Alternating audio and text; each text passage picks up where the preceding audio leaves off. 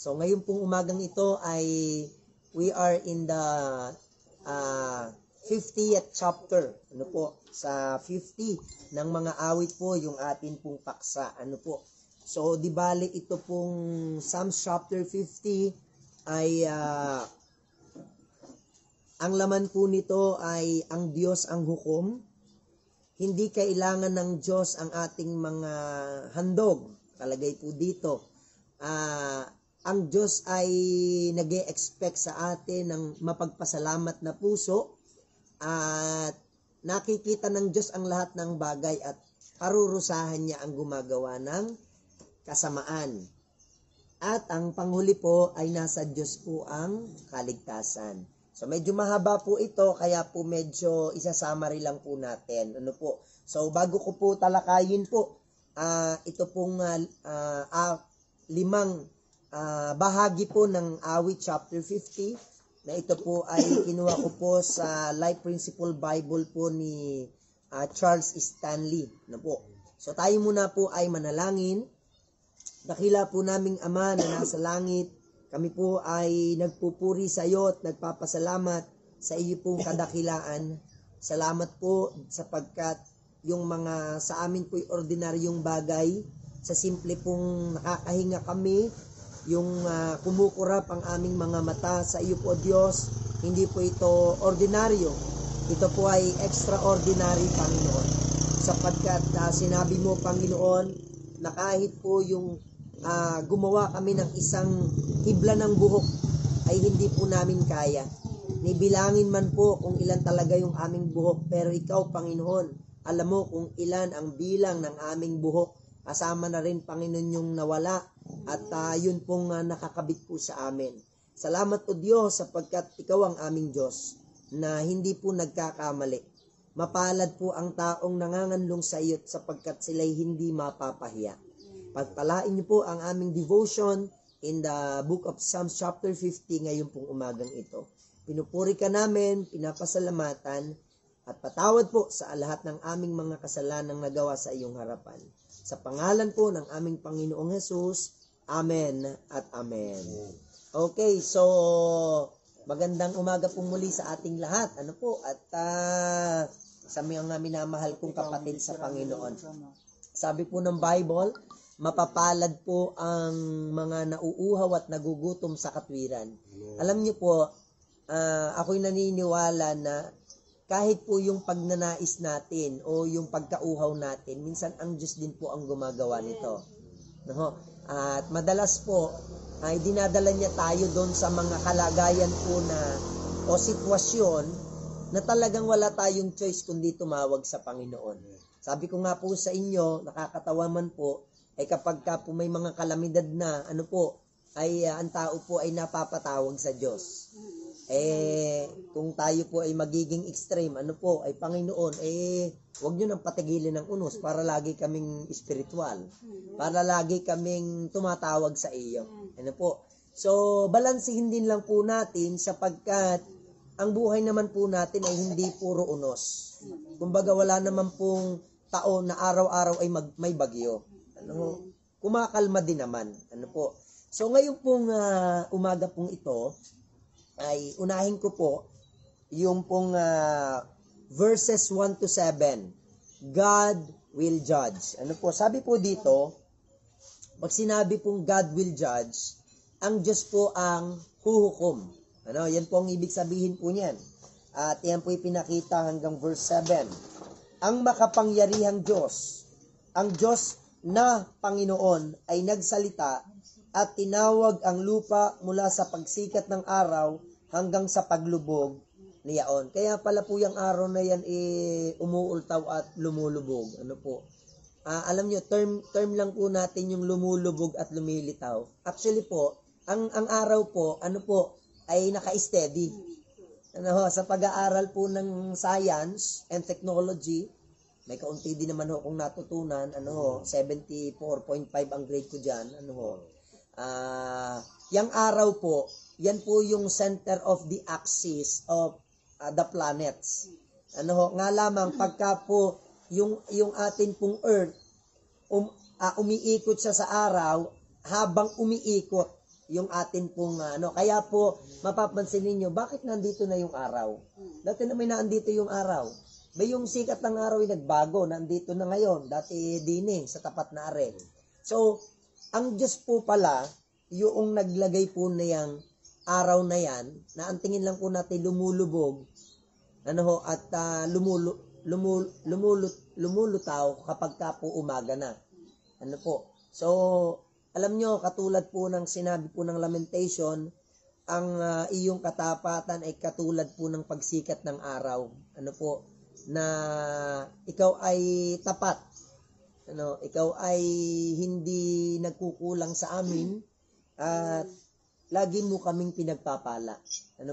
So, sabi po dito, mula sa Sion, nakasakdala ng kagandahan, sumilang ang Diyos. Ang aming Diyos ay darating at hindi tatahimik. Ito po, may mga pagkakataon sa ating buhay, mga minamahal, na tayo po mga mananampalataya, tutuyain talaga tayo ng mga walang Diyos. Hanggang mga yan, jumos na ng jumos. Wala namang napapaladi yan. Garni-garni, gayong-gayong, maigi pang garni, maigi pang magayon sila kaysa yang. Naku po naman, So, alam niyo po, may nagchat po sa amin at ang sabi po niya, simula nung dumating kami sa buhay nila, gumulo na ang kanilang buhay. Opo, gumulo na yung kanilang buhay. Birthday ko, that was, nabasa ko po 12:30 na, ibig sabihin birthday ko na. Kumbaga po umaga na yun So, mga minamahal, nakakalungkot man pong katotohanan, hindi lahat ng tao ay, ang tingin sa Diyos ay isang malaking biyaya. Ang tingin ng marami po ay ang Diyos ay pahirap, pampagulo, walang kwenta. Pero mga minamahal, God will judge. Ang Diyos po ang hahatol. Kaya nga po, may nagsabi po sa Bible, kailan ka babalik yung Panginoon? Katagal naman. Abay sabi ng Bible, ang Diyos hindi mapagpaliban. Hinahayaan niya munang ang tao'y magsisi ng kanilang mga kasalanan. Sapagkat ang Diyos din ang nagsabi, siya'y muling babalik dito. Pupugnawin niya ng matinding init sa magitan ng apoy ang lupang ito. At kanyang ibubuhos ang kanyang galit, mga minamahal. Ayan. Kaya nga po, ako'y natuwa po dun sa mensahe. Bakit may dalawang judgment ang Diyos? Mga minamahal kong kapatid, hindi porke ligtas na po tayo, hindi na tayo hahatulan ng Diyos. Amen. At ako'y natutuwa, yung pong mga kapatiran po nating nagsitalikod, hinatulan talaga sila ng Panginoon. Kaya hindi pala natin kailangang dibdibin maigi, likurin lang natin para hindi masyadong masakit. Bilang pastor, I learned this thing na kung talagang lalayo ang anak ng Diyos, hintayin ko na lang ang Diyos ang gumawa sa kanya. Pero, hindi ko sasaraduhan sa kanya ang pintuan ng simbahan. Kahit pa napakatindi ng kanyang ginawa, minasama niya ako. Alam niyo po ba na nakaranas po ako, meron pong member na, sabi ko, pwede bang pagka ikaw ay umuwi, ikaw ay madalaw ko dyan? Pastor, meron lang akong isang pakiusap. Ano yun? Sige, kahit anong pakiusap. Kung pwede sanang kalimutan nyo na lang ako at kahit ako'y naandyan na, wag nyo na lang po akong pupuntahan, wag nyo na akong hahanapin. Yun lang ang pakiusap ko. Parang dating po sa akin, napakasama akong tao para ganunin. Pero, purihin ang Panginoon, hindi ko siya ginantihan ng anumang kasamaan, kundi po, siya aking ipinanalangin sa Panginoon. At nakakatuwa po ay, ang Diyos talaga'y buhay. Amen. Siguro naman po, sa GC po natin may mga nagpapatotoo na. Na salamat din po sa mga kapatid ko na nagpapatuloy at mainit sa Panginoon na ako'y inyong tinutulungan na magturo sa ating mga kapatid na wag nyo nang hintayin kayo ay paluin ng Panginoon. Amen. Yung pagka kayo nakakaranas ng mga bangga-bangga, ay yan ay mga mga mensahe ng Diyos. Opo. Yes. Alam nyo, nung kami papunta ng San Juan, sa dami na, naggasolina kami. Pwede namang sa iba na lang kami magpagasolina. Abiga timing na timing. Paglabas namin sa gasolinahan, kasunod ko yung dalawang motor gayong kasunod. Si Brother Nano at saka Ika naman sa dami naman ng pwedeng ma-timing na gagay. Unit kami pa ni Brother Benjo. Ibig sabihin po, sabi ko, Brad, baka may mensahe ang Diyos doon Dahil sa totoo lang ako, pagka merong parang susulpot, kahit hindi naman tatawid, ako'y nagmi-minor. Dahil kung ako po hindi nakapag-minor noon, baka kami dalawa na nasa hospital hanggang ngayon nakasaklay. Baka kami mga pilay. Pero ako'y naniniwala, may pag-iingat pa rin ang Panginoon. Kita nila Brother na yung aming pagsemplang Nag-pray naman kami. Sabi ko, nag-pray ba tayo bago umalis? Nag-pray naman. Nag-pray. Nung pagising ko naman ng umaga, alam kong pasanuan kami. Sabi ko, Panginoon, dalhin mo kami dun sa mumurahin lang. Napamura kami Napamura sa cottage. Imagine nyo yan. Kaya hindi ho natuloy yung aming outing yung outing po namin ng mga worker, dapat may outing. Kaya nga ho, sinelebrate po yung birthday ko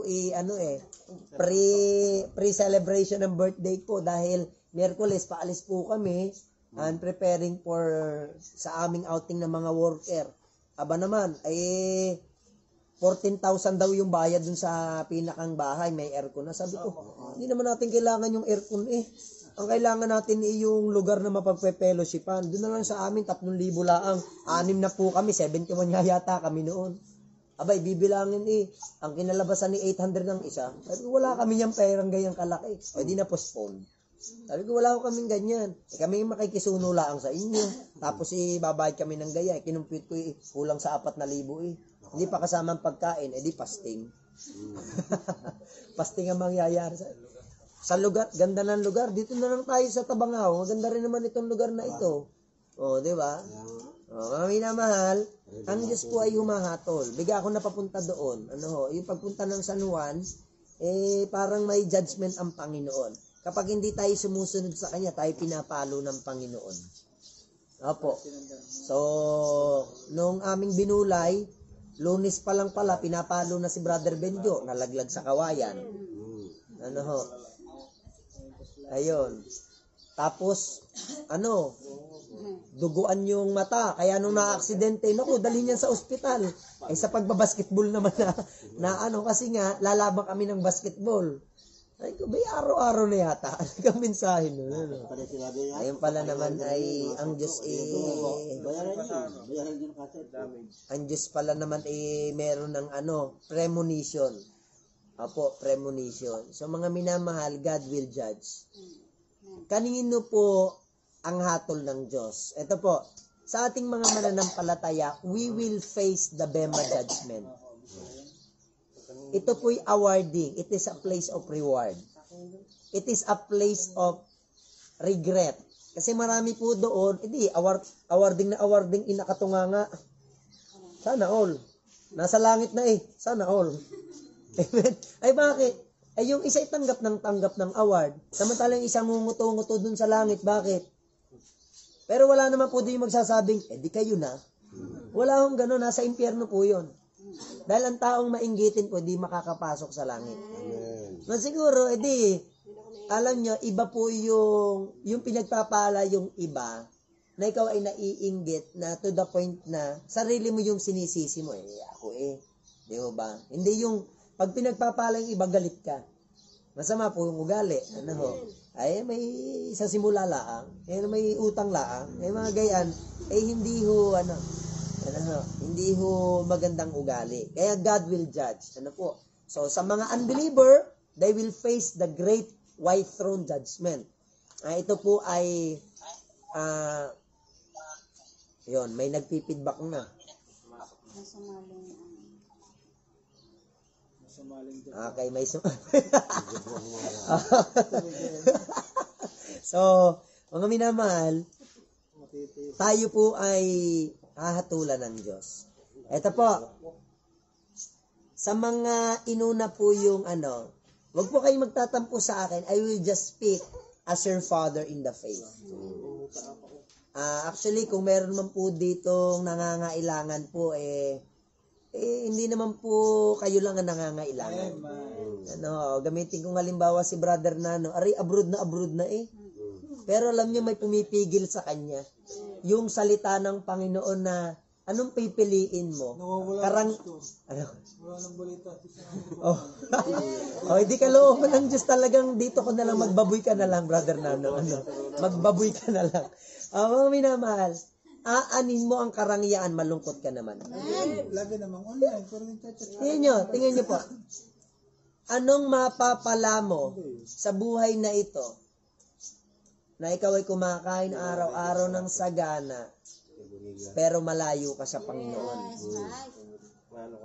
Minamahal, never neglect the blessing of God dahil lamang sa ating sariling kaisipan na may Panginoon nga ako, wala naman akong pera. Mali yung ating kaisipan. Pag may Panginoon ka, imposibleng mawalan ka ng pera. Ano po? Sa biyaya po ng Panginoon, wala ho kung plano. Na magpatayo po ng bahay. Pero by faith po, magpapatayo po ako ng bahay. At hindi naman po sa sarili kong kagustuhan. Ito po ay leading din naman ng Panginoon. So, nakapamili na po ako ng materyales kung saan po abutin yun. Yun ang aming bahay. Opo, yun, by faith po. Kasi alam nyo huwag tayo magtiwala sa kung ano man yung meron tayo. Magtiwala po tayo sa Diyos na mayaman. Hindi ko nga akalain na ako naman nag-testing lang. Kasi yung bike po, hindi lahat binibigyan yan. Pero sabi ko, Pastor, baka naman mapapagbigyan niyo yung ating worker dahil hindi lagi may panggasolina eh. Kung may bike pong ganyan, wala siyang dahilan para hindi makahayo. O di mag-bike. Si Pastor Cesar nga po nagsimula pa-bike-bike lang diyan sa Batangas City. Maya-maya sabi, sige. Abay nag-chat sa akin. Abay tama-tama, birthday mo pala. Ay magandang pa-birthday yan sa iyo. Sa kabilang banda po ay maganda rin ang pa-birthday. Nawalan po ako ng cellphone. Gayun pa man po, yan ay mga pagsubok sa ating buhay. Are you going to worry? Hindi na. Bagaman hindi ako nakawala, pero wala namang narinig sa akin si Brother Benjo na siya'y sinisisi ko. Tinatanong ko lang siya, paano ka nawala? Siyempre, may karapatan din naman ako cellphone ko yun Pero alam nyo, sa biyaya po ng Panginoon, masarap pong mawala yung bagay na sabi nga po ay hindi mo naman tuong pinaghirapan, ay biyaya lang naman ng Panginoon. Pero yung doon ka na lang nabuhay tapos nawala, ay napakasakit niyan, Kuya Eddie. Opo. So, ako nagpapasalamat pa rin sa Panginoon. 1 taon niyang ipinagkatiwala yung cellphone na yun sa akin. So, 1 taon. So, ayun, God will judge. So, sabi ko, Panginoon, kung yung cellphone na yun ay magiging dahilan para ako ay mapalayo sa iyo, magaling pang nawala. So, God will judge. God will judge. So, mga minamahal, sabi po dyan, ang mga tao po ay magsasalita at hahatulan ka nila. Sa totoo na po, ang Panginoon po natin ay hinatulan talaga. Even siya po ay walang ginagawang masama, hinatulan siya ng mga tao. And dahil tayo ay sumusunod lamang sa Kanya, hahatulan din tayo ng ating kapwa. So, mamaya dito po sa mga nandito, babasahin ko po sa inyo yung chat sa amin. And how will you accept yung ganong katinding mga chat? Bilang isa pong mananampalataya. Sa biyaya ng Panginoon, pag sanay ka na sa mga ganyan, hindi ka na nagagalit. Amen po. So, hindi pa naman ako pinapabarangay. Okay. So, pangalawa po mga minamahal, God does not need our sacrifices. Ito po ang sabi po sa verse 8. Nandyan pa po ba kayo? Verse 8. Hindi kita sasawayin dahil sa iyong mga hain. Bakit hindi kita sasawayin? Kasi may mga naghahain po na, kumbaga po, hindi po tama yung kanilang puso. Hindi po porke tayo gumagawa ng tama sa paningin ng tao, tama tayo sa harapan ng Panginoon. So, kasi si Cain, naghandog po siya, pero at the end of the day, nalungkot po siya. Kapag ka po kayo ay nagbigay or nag-offering sa Panginoon at ang naging dulot po nito ay regret, remorse, parang pagsisisi at lumayo sa Panginoon, abay hindi po yun nakalugod sa Kanya. Sabi po dito, tingnan niyo po, ang iyong mga handog na susunugin ay laging nasa harap ko. Hindi ako kukuha ng baka sa iyong bahay, ni ng kambing na lalaki sa iyong mga kawan. Sapagkat bawat hayop sa gubat ay akin, at ang hayop sa libong burol. Nakikilala ko ang lahat ng mga ibon sa mga bundok, at mga mabangis na hayop sa parang ay akin. Kung ako'y magutom, ay hindi ko sasaysayin sa iyo, sapagkat ang sanglibutan ay akin. Yung palang ibinibigay natin sa Diyos, Kanya pala yan. Sabi, kaya nga po tingin nyo, parang ganito, anong sakit sa magulang na ang iaaro ng ating mga anak ay yung ating sweldo. At ang sasabihin po nung isang anak, pasalamat kayo nanay. Dahil ako'y nagsisikap, meron akong naipapakain sa inyo. Masakit yun. Bakit? Parang wala itong utang na loob. Para bagang siya lang ang nagpakain sa akin. Kaya yung anak na nagayon ng puso, galit talaga ang Diyos. Alam niyo kung bakit? Gaanong katindi ang hirap ng isang magulang para lumaki ang isang anak. Tas gagayunin kalaan. Ganun din po sa Diyos. Ano po? Yung ipag-aaruhan natin bakit? Ako na may nagbibigay. Ganun pa ang muka. Kahit gaya magbigay, ang Diyos naman ang pinanggalingan ng iyong ibinigay. Ano po? Kaya, alam nyo, tinuturo po dito. Yan yung sabi. Verse 12, if I were hungry, I would not tell thee, for the world is mine in the fullness thereof. Anong bagay po yung atin? Kaya nga po mga minamahal, ito po, ako'y humihingi po sa inyo ng prayer request. Ano po, ngayon pong araw na ito, sisimulan po yung construction. Amen. Sa totoo na po, taas kamay po ako nagsasabi sa inyo, wala po akong kaplano-plano. Amen. Pero dahil po, ito po, salamat po sa mga member po na nagmamahal sa inyong lingkod. Kapag naayos po yung aming munting bahay, hindi ho kayo pa isip-isip na, kamusta kaya sila pastor? Di ka po? So, pagka medyo nabato na po yung bahay, ibig sabihin ko po, pag bagyuhan po, kami na ang magpapasilong. Kapatid, amen. Dito kayo. Okay, natutuwa dun sa ating kapitbahay, nung bagyong-bagyo po, pinapalipat po kami. Pero sa biyaya po ng Panginoon po, Panginoon, hindi pa naman natatangay yung bubong. Pag natangay na yung bubong, ay sa biyaya naman ng Diyos, hindi po isang bagyong dumaan sa atin, na hindi po kami pinabayaan ng Panginoon. So, pero, para lang po yan yung Panginoon, akala ko ba ililigtas mo ako?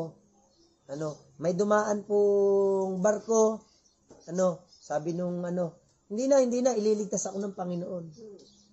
May dumaan pong pangalawang barko, hindi, ako ililigtas ng Panginoon.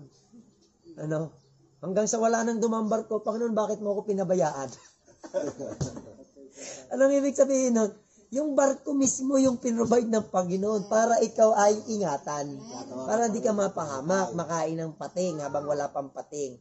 Pero neglect mo. So, minsan, extreme lang po tayo dun sa point na ako'y iingatan ng Panginoon. Hindi, kaya nga tayo binibigyan ng mga blessing para tayo ay kanyang ingatan. Opo. So, God does not need our sacrifices. Pero alam nyo po, pag tayo po'y nagsasakripisyo alang-alang sa Panginoon, ito po, ano kaya yung pwedeng gawin ng Diyos sa buhay natin? If we are willing to sacrifice for Him. Alam nyo po kung gaano pong karami pong sakripisyo rin po yung ginawa ng inyong lingkod para po ako ay magpastor. Pero ano man yung dumating na pagpapala sa buhay ko, yun na po yung reward ko na pwede kong sabihin po na dahil ako'y nagsakripisyo, ako ngayon ay pinagpapala ng Panginoon. Opo. Gaya po niyan. Meron kaming bagong bike ngayon. Saya-saya namin. Ibig sabihin ko kung magtatrabaho kami ni Brother Benjo, hindi kami pagod na. Baka BMX na maliit, wala pa kaming pambili. Pero dahil ng Panginoon, kaya kami tuntuway kahit po mountain bike, kinarga na namin sa single na motor Excited kaming maiuwi. Po. So, salamat, yan po yung mga blessing po ng Panginoon. At hindi lang po yan dyan natatapos, meron pa po. Naniniwala po ba kayo kapag tayo nagpatuloy na pagtitiis para sa Panginoon? Sa mga member na alam ko, sunod-sunod yung gastos po ninyo, anniversary, birthday ni Pastor, tapos ako'y uusapin pa uli ni Pastor Rusty sa mga susunod na linggo. Pastor Melmark, pwede na ba sa inyo prayer and fasting? Ako gaho mga member ay tatanggi. Hindi ho ako tatanggi. Alam nyo kung bakit po. Dahil nung panahon pong yung nag-prayer and fasting dito, walang-wala din po tayo. Pero ang Diyos po'y hindi tayo pinabayaan. Ngayon pa na, lalo na malaki ang ating baka tayo paluin pag tumanggi po tayo. Po. So, malay nyo, mag-offering sila ng makita nila, kailangan pala ni pastor ng garne. Di salamat sa Panginoon, naka-blessing pa. So, mga minamahal, pangatlo, God requires a thankful heart. Ang Diyos po ay nag-e-expect na tayo'y maging mapagpasalamat. Po? So, alam niyo po, yung ikay maging mapagpasalamat, napakaganda pong ugali. Hindi yung tayo madaingin. Opo. Ako po, hindi po ako magpapatayo po ng bahay dahil ako'y daing na. Hindi po. Kumbaga po ay, sa totoo na po kahapon, ay meron pong sa akin po ay regalo nga po ng spin dryer, may kaunti pa pong blessing. And naka-schedule po ako na bibili po uli ako ng trapal. Bibili ko lang uli ng trapal dahil kung yero, hindi ho kakasya. Yung 1.5 po na lagi po sa akin, ay nga hindi ho kayang bumili po ng yero. Di yero nga laang. Saan mo ilalagay yung yero? Ipapatong sa trapal, yung yero. Gaya? So, sa biyaya ng Panginoon, may dumating pong blessing, kaya po nag-iba yung plano. Sabi ko nga, Brother Benjo, makakatutok na tayo sa pero, nag-iba po. Pero, ito yung gusto kong sabihin. Sa private life ko po, ako'y nanalangin po sa Panginoon. Panginoon, meron kaming mga pangangailangan. Ang mga member ay may mga pangangailangan.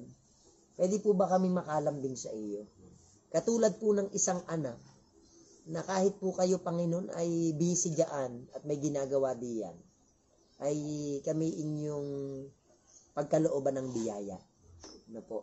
So, ako'y natutuwa at kaya po kung meron man pong pasalamat po sa kalagitnaan po ninyo, kaya ako pong inyong lingkod. Po. Hindi ho dahil sa material blessing. Ako po'y naniniwala. Yan ho ay lang. Kumbaga po sa palamuti na lamang po ng pagpapala. Yung tayo buhay, tapos alam nating wala tayong sakit, hindi tayo magpapadialysis, hindi po tayo pupunta ng ospital at naghahanap ng kwarta. Magkano ang bill sa ospital? 50,000. Para lamang, ibayad lamang sa doktor. Kundi po, pasalamatan natin ng Diyos, wala man tayo maraming blessing, pero hindi kayang bayaran yung tayo po ay nasa maayos na kalagayan. Ngayon tayo nakakapagpatuloy. Ako natutuwa dun sa isa nating kapatiran, umami na po siya. Maging sa GC, hindi na, kahit po sabihin ko po sa inyo, sinabi niya na rin sa GC. So imagine, 5 buwan po na hindi pinapasahod. Minsan ko na po yung naranasan. Naintindihan ko naman kasi tiyahin ko Nag-electrical ako ng buong bahay. Imagine nyo, 800 pesos. May helper pa ako noon. Buong bahay, nag-electrical ka, Brother Nano, 800 pesos. Sinsil pa lahat, grinder pa lahat. Lamo namin yung gabo. Sabi naman pakain naman kayo. Sabi naman, buong bahay, 800 pesos. Po? Kasama pa po dun yung linya po sa pinakang poste. 800 pesos. Pero ano na pinasalamatan ko ang Diyos. Alam niyo kung bakit? Dahil napakalaking pera na po nun sa akin nung panahon yun. My support that time is 400 pesos a month. 400 pesos a month. Saan kaya makakarating yun? Ang hirap pong computin. Pero mga minamahal, I thank the Lord sa mga hirap na aking naranasan. Kaya, natutunan ko, yung sinabi ni Pablo, sa panahong walang-wala, purihin mo ang Panginoon. Pasalamatan mo siya. Huwag kang madaingin. Kasi pag dumaing ka, parang sinasabing mong ang Panginoon hindi mabuti. Opo. Kapag madaingin ka, parang sinasabi mong ang Diyos ay hindi mapagbigay. Opo. So mga minamahal, offer unto God thanksgiving and pay thy vows unto the Most High. And call upon me in the day of trouble, and I will deliver thee. Mga minamahal, wag po nating sayangin ang oras natin. We have so much time to pray. At ako po ay umaamin sa inyo, maraming pagkakataon po sa aking buhay na ako dapat ay nasa oras ng prayer. But I neglect the time of prayer. Pero ngayon, I enjoy the time of my prayer. Po. At kung maaari nga lamang po ay talaga pong sa maghapon po nakakatatlong oras tayo ng pananalangin. Opo. Mga minamahal, hindi po masamang humingi sa Diyos. Sapagkat ang Diyos po ay mabuti. So, ang Diyos po ay humihingi ng pasasalamat. Pangatlo po, na gustong ipakita, pang-apat na pala, pang-apat. God sees and punishes wicked acts. So, verse 16, ngunit sa masama ay sinabi ng Diyos, anong iyong gagawin upang ipahayag ang aking mga palatuntunan? At iyong kinuha ang aking tipan sa iyong bibig. Palibas at iyong kinapuputan ng pagtuturo sa mga nagagalit po sa inyong lingkod. Ito po yun. Ang Diyos po, hindi po siya ngayon nagsasalita nung ganito. Huwag kang gaganti ng masama sa iyong kapwang gumawa ng masama. Wala pong imik ang Diyos na ganyan ngayon. But I tell you the truth, every time the word of God is being preached, God is speaking to us. Kinuha mo ang palatuntunan sa iyong bibig. Pero ito po, hanggang bibig lang. But we are doing evil. Totoo ga po yun. Madalas, hanggang bibig lang natin yung salita ng Diyos. Sabi po ng 1 John chapter 3, 18 or 19 yon, huwag tayong umibig lamang sa salita, kundi pati rin naman sa gawa. Huwag tayong palaibigin lang sa yung salita lang, gawin po natin. And God will bless us. Sabi po ng yung mga taong hindi lang basta nakikinig, kundi ginagawa, ay pagpapalain ang taong yaon. Amen po. Kaya, tingnan nyo po, i-evaluate po natin ang ating buhay. Is God blessing my life? Or God punishing my life? Tingnan nyo po, how can you say na sa panahon po ng trouble, God is blessing you? Sa panahon ng kabigatan, kaya mong maging masaya. Then, God is blessing you. Pero kung may dumating na problema, nagtampo ka sa Diyos, abay, yun po ay talo. Ayos yun. Nagsalita na yung Google. Okay. So, tingnan nyo po. Verse 16 hanggang verse 22, mga minamahal, itinuturo ng Diyos sa atin na huwag tayong gumawa ng masama. Mga minamahal, nakakatakot po yun pong member po na lumalaban sa pastor. Opo, nakakatakot. At naiintindihan ko naman sapagkat may mga tao pong hindi nila ako naiintindihan. Kaya sila nagagalit sa akin. Opo, kapag binanatan ko na po yung mga kasamaan sa buhay ng tao, alam nyo, pag pinakinggan nyo at binago ninyo, kayo ang pagpapalain. Oh, halimbawa, si Nick, naging magalang sa kanyang magulang. Eh, gaano ka? Baka bilhan na yan ng mountain bike din. Magkano ka, pastor, yung bike na yan? Bibili na namin si Nick. Wow! Ang meron din. Baka motor na. Yung walang gulong. Okay. Ang ganda po nito. Kasi in verse 16 to 22, mga minamahal, basahin ko lang na mabilis. But unto the wicked, God saith, What hast thou do to declare my statutes, or thou shouldest take my covenant in thy mouth, seeing thou hatest instruction and casteth my words behind thee. Tinatapon mo lang yung salita ko. Nakikinig ka nga. Sasabihin mo, mahalin natin ang ating kaaway. Ay, minamahal mo ba? Oh. When thou sawest a thief, then thou consented this with him, and has been partaker with adulterers. Galit ka sa magnanakaw, ikaw na may nangangalo niya. Galit ka sa gumagawa ng masama. Kaya ito po, mga parents, minsan galit tayo sa mga kasalanan ng ating mga anak. But many times, meron din tayo nagagawang mali na dapat nating baguhin. Opo. Kaya sabi po dyan, thou givest thy mouth to evil, and thy tongue to frameth deceit. Binibigay mo yung iyong bibig sa kasamaan, at ang iyong dila ay gumagawa ng mga pandaraya. Okay po, kaya maminamahal, kapag ka po ang inyo pong pastor ay hindi bumabanat sa kasalanan, ang kanya hunguso, ginagamit niya lang sa pandaraya. Ang pastor na hindi nangangaral ng judgment sa tao, yan po yung naghahanap lang ng offering sa tao. Umaten kayo ng victory. Umaten po kayo ng ibang mga gawain po. They will not rebuke sin. Kaya dito po sa ating church, ay magaling pang lumayas yung pong kapatiran kahit po nagbibigay siya ng malaki na wala namang ginagawa kundi manira ng kanya pong kapatiran. Ano po?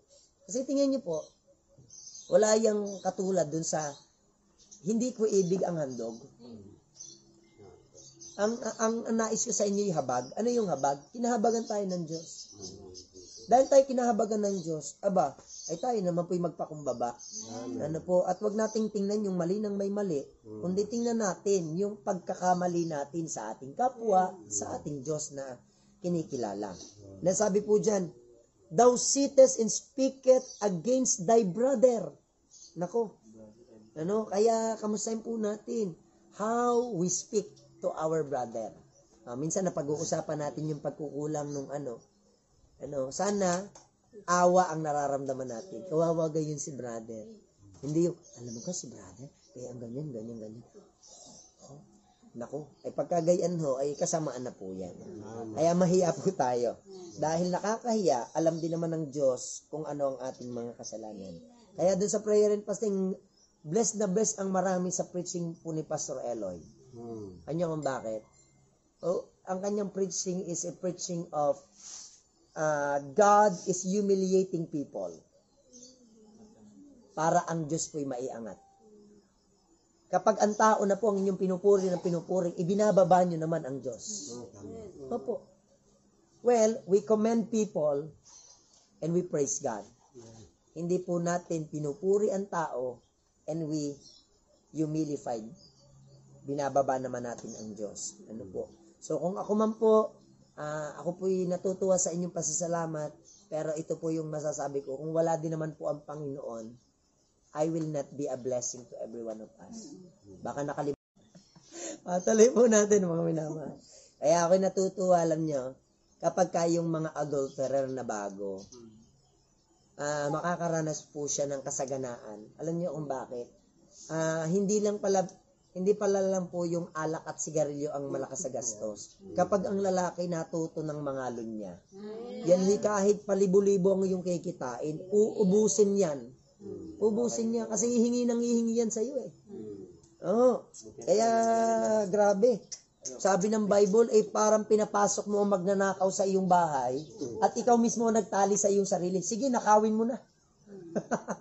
Ibang klase yun, Yung magnanakaw, itatali ka niya para sa'y makapagnakaw. Pero yun ang ibig sabihin nun, pinapasok mo yung babae sa buhay mo at ikaw mismo nagtali. Sige, kunin mo na lahat. At ako na may nakatali na. Tinali ko na yung sarili ko. Grabe, po. At mga minamahal, sabi dyan,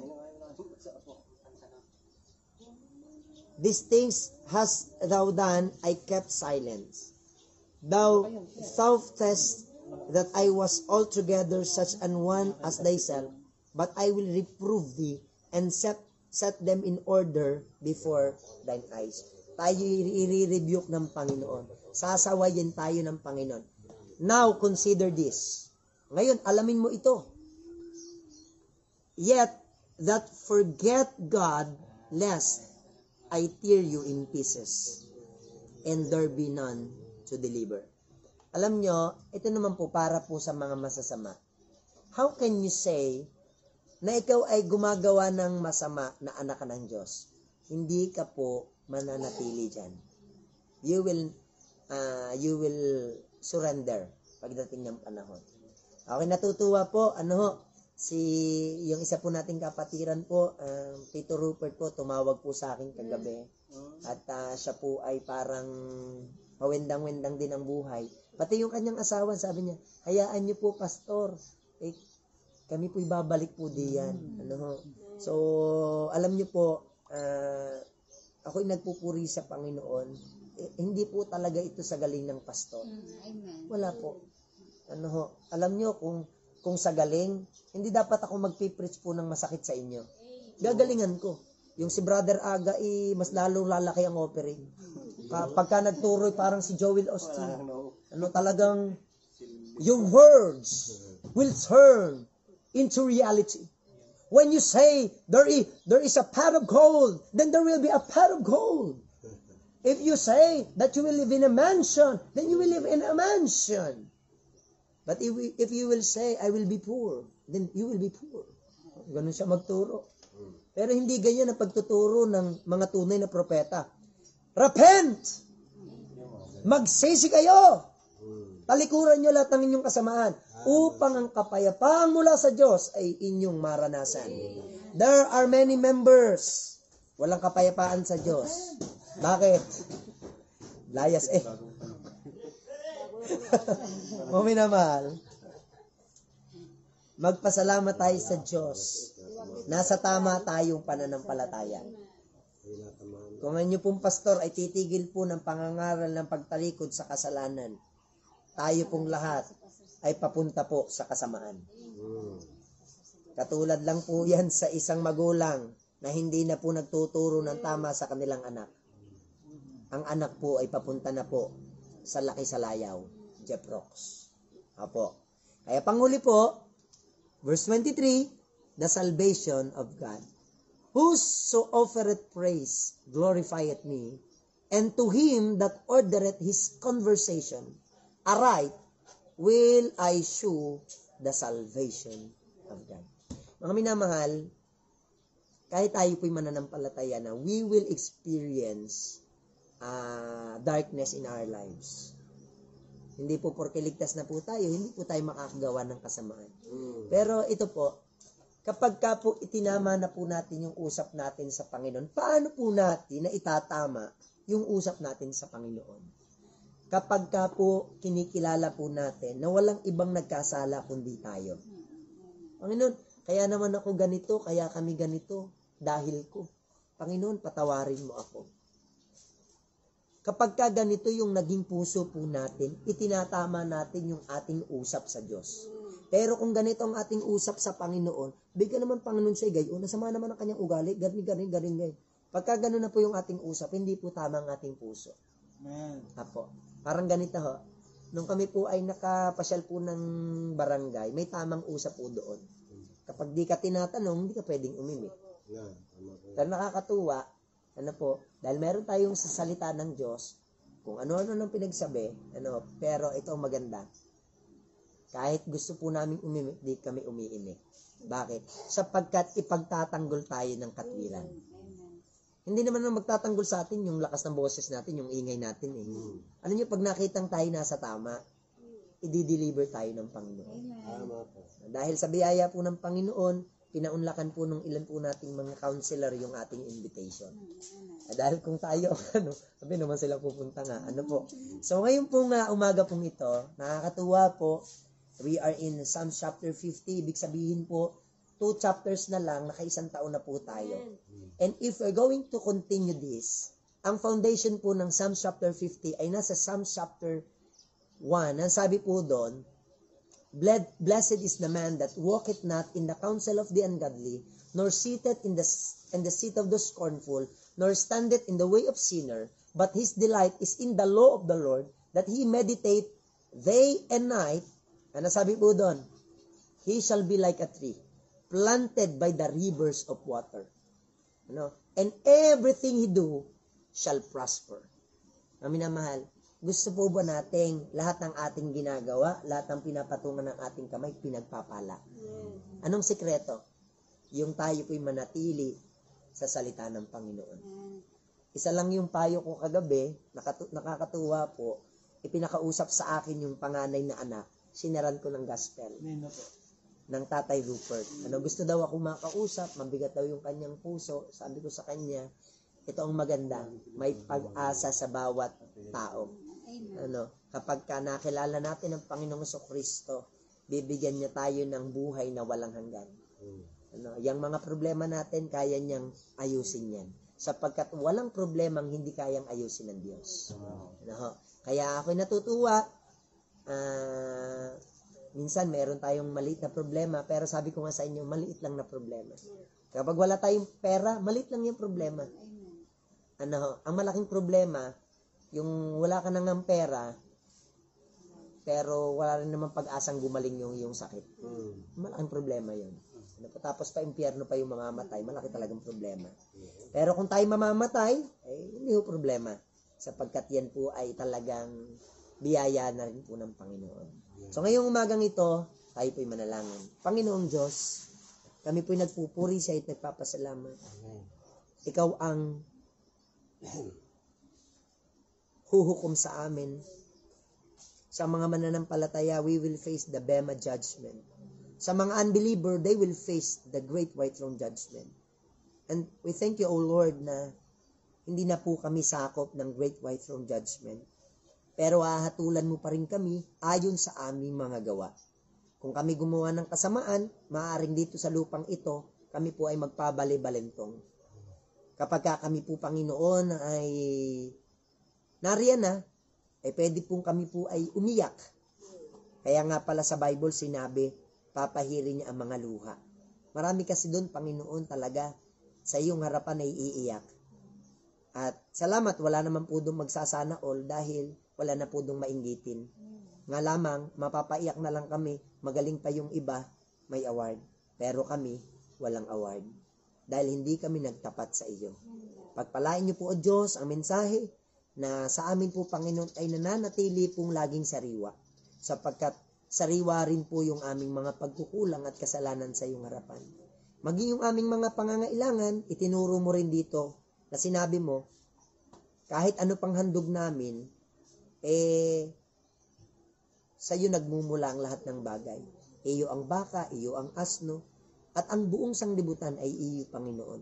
Kaya, Panginoon, kung kunin mo man ang bagay sa amin, Panginoon, hindi po namin ito dapat ireklamo, sapagkat ikaw po ang may-ari ng lahat ng bagay. O Diyos, dalhin mo kami doon sa brighter side, na kapag may nangyayari pong masama, makita po namin, meron ka namang ginagawang mabuti. Pagpalain niyo po ang bawat isa sa amin, at ikaw po ang mag-ingat sa bawat isa po sa amin. Sa mga taga Rizal, sa taga Negros, sa mga nanood po ng aming live video na ito, pagpalain niyo po sila, at ikaw po ang maitaas sa aming mga buhay. Pinupuri ka namin, pinapasalamatan, and we ask all these things in the most precious name of our Lord Jesus Christ. Amen and amen. God bless you all po.